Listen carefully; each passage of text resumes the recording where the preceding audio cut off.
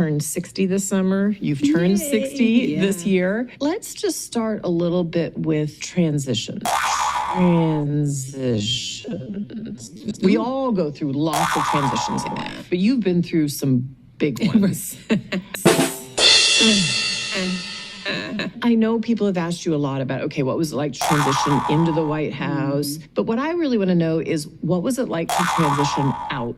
What was the next day like for you? That's a good question. Yeah, and then how have you kind of thought about like designing your life and who you want to be? Yeah. Well, first of all, thank you for including me in these amazing conversations, and happy birthday ahead of time. Thank you. The 60 Club. I told you, it's going to be good. Okay. It's going to be good. But transitions, the day after we left the White House, first of all, it felt good and strange because we still lived in D.C. We made the decision to stay in Washington, and the girls were in school and their lives were in D.C. I mean, we had successfully transitioned them and raised them in D.C. They had lived in the White House longer than they had lived anywhere.